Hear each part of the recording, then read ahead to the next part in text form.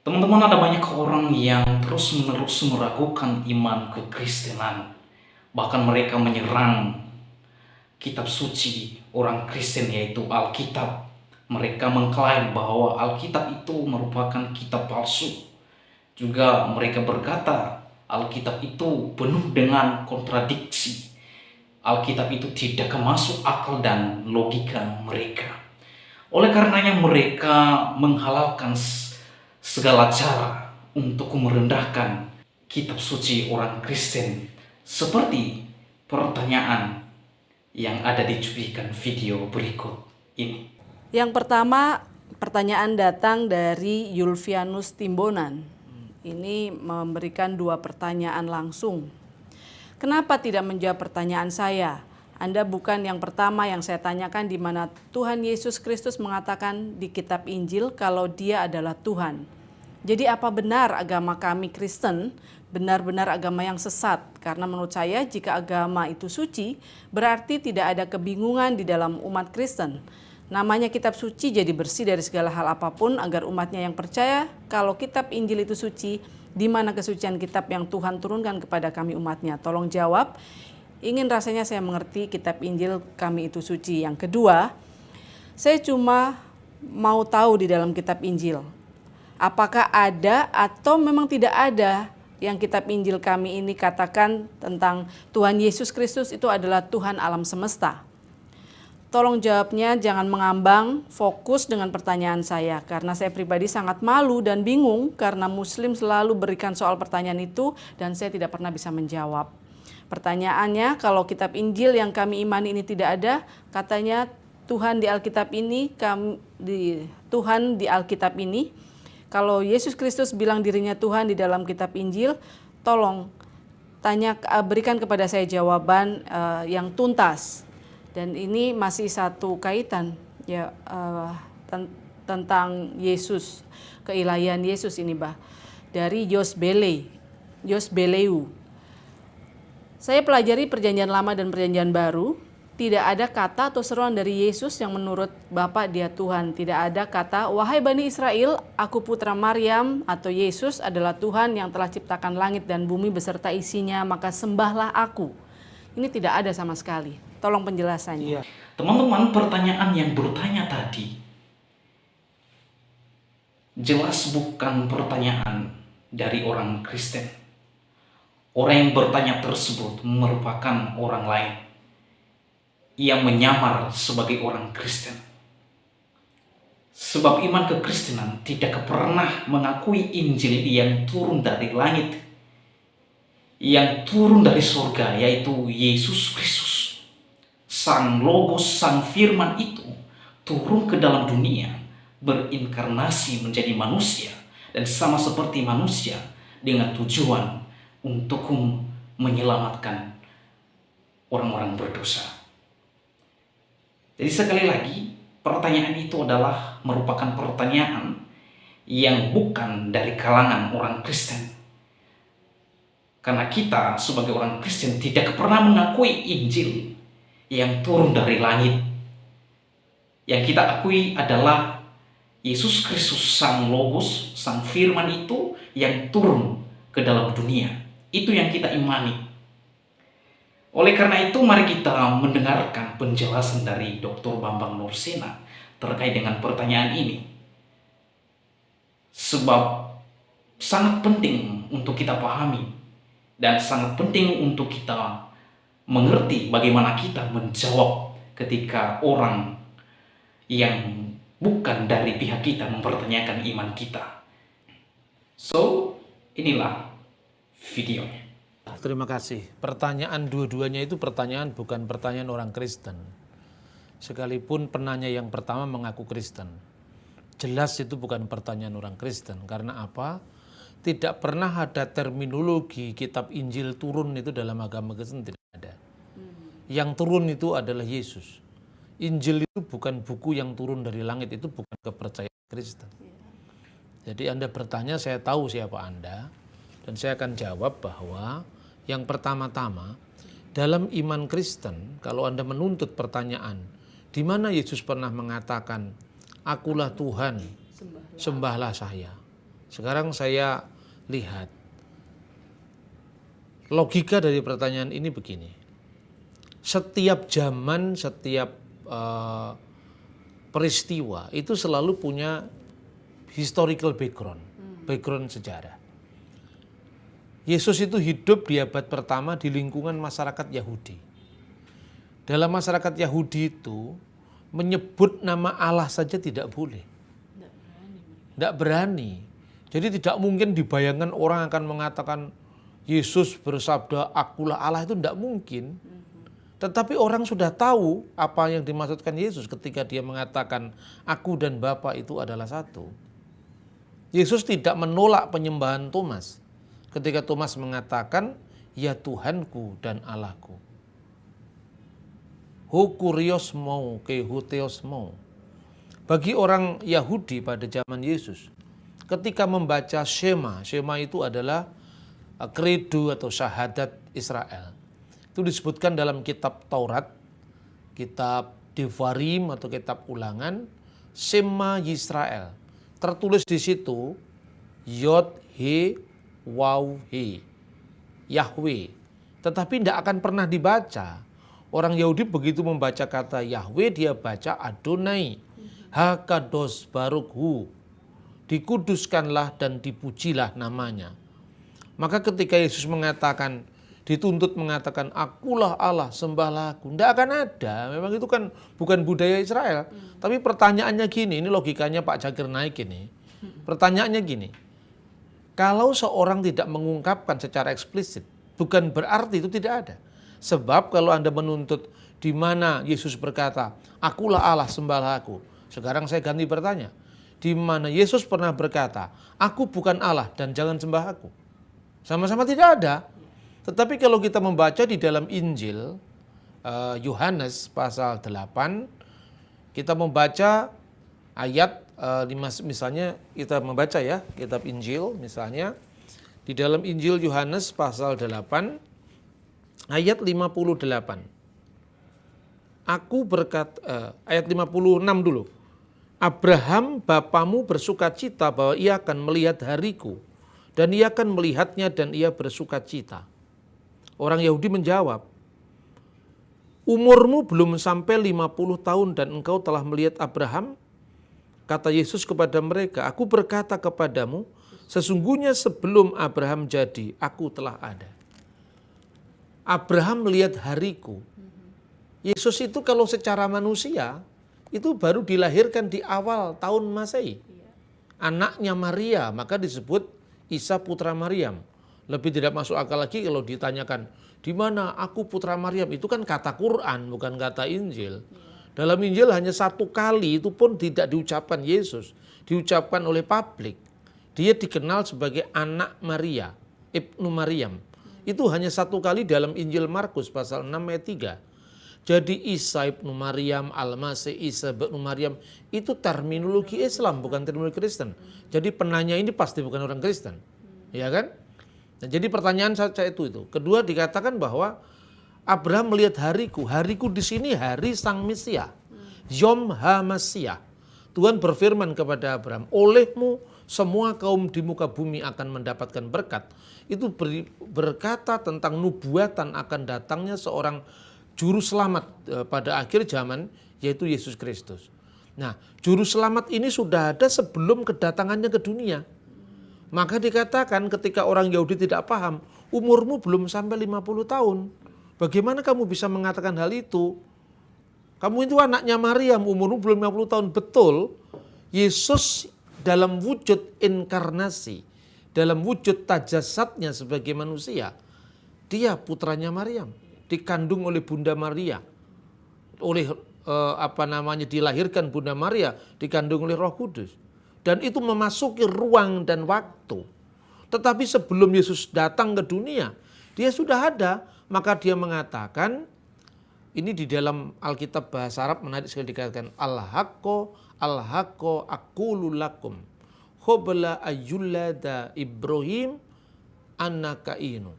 Sebelum Abraham itu ada, aku sudah ada. Lalu gara-gara kata Yesus seperti itu, orang Yahudi mau merajam batu Kenapa mau dirajam batu? Ayat 59. Lalu mereka mengambil batu untuk melempari dia. Siapa yang wajib dirajam batu dalam hukum Yahudi? Mereka yang menyamakan dirinya dengan Allah. Dianggap menghujat. Itu dianggap menghujat. Penghujatan ini dalam hukum Taurat itu dilempari batu. Kalau Yesus tidak menyamakan dirinya dengan Allah, tidak akan dilempari batu. Ini cara membaca Alkitab secara cerdas. Bukan membaca Alkitab hanya dibaca harafiah. Itu satu. Dan yang kedua yang penting, dalam konteks apa Yesus disebut sebagai sudah ada sebelum Abraham. Karena pembahasannya Abraham, maka dia mengatakan sebelum Abraham jadi, aku sudah ada. Aku sudah ada sebagai apa? Aku sudah ada sebagai Logos. Logos itu bukan dari filsafat Yunani, ini terjemahan Septuaginta.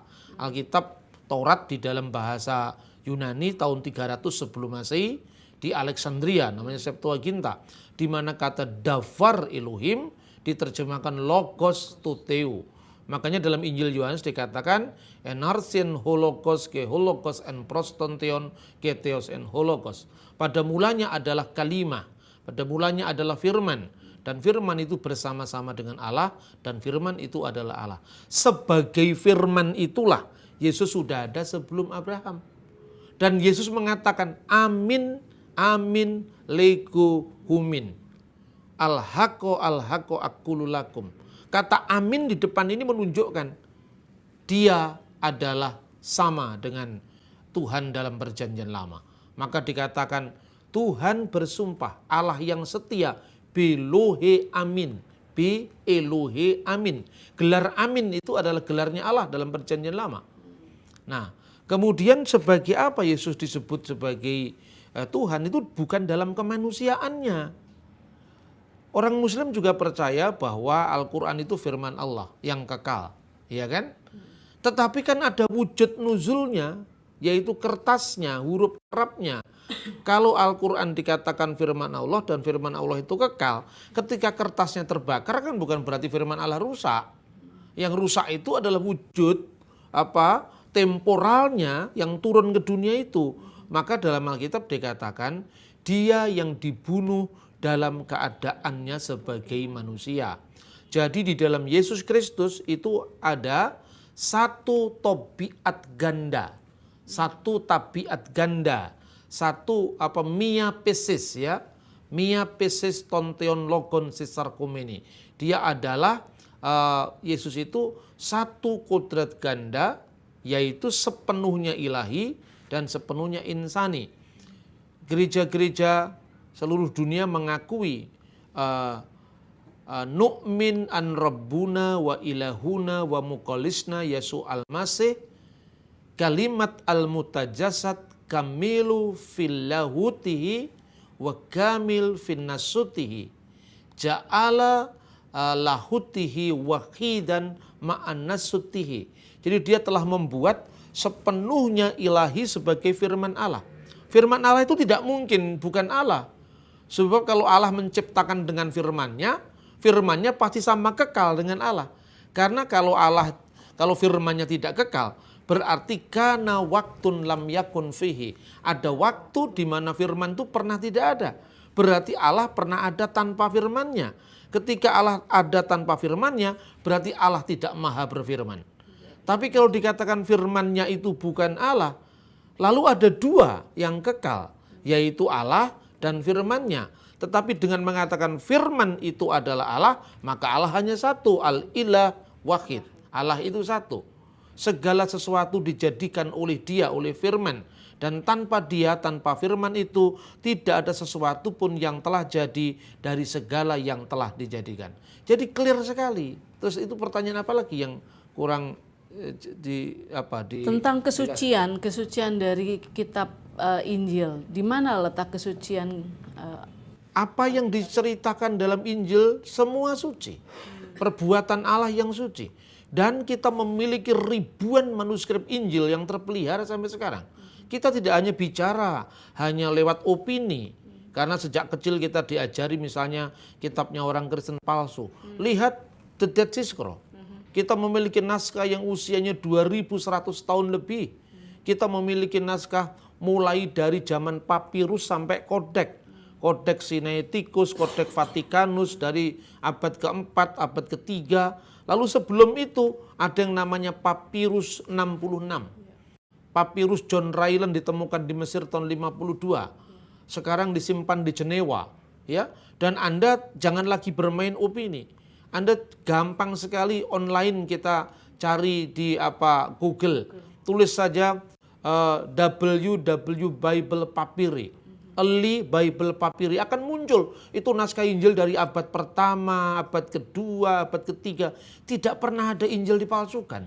Itu hanya ungkapan orang awam yang tidak tahu sejarah, yang dicekoi dengan keyakinan untuk mendiskreditkan agama lain. Saya kira itu ya. Ya, jadi yang dimaksud dengan firman Allah itu bukan Alkitab dalam bentuk. Bukan.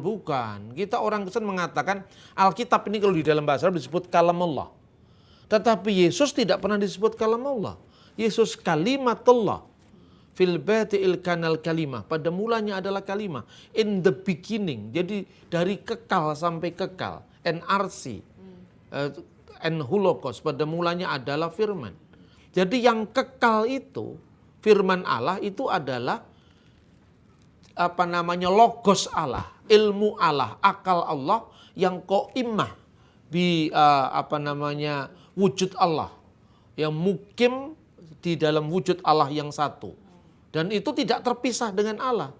Seperti pikiran saya, jiwa akali saya, satu dengan saya. Roh saya, satu dengan saya. Ketika pikiran saya keluar menjadi gagasan, dapat dikatakan saya melahirkan gagasan saya.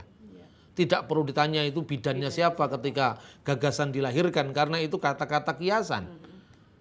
Tetapi satu pihak ketika pikiran saya itu terjemahkan dalam sebuah bentuk misalnya buku atau kaset, diputar kepada 10.000 orang yang berbeda-beda dan semua orang memandang saya.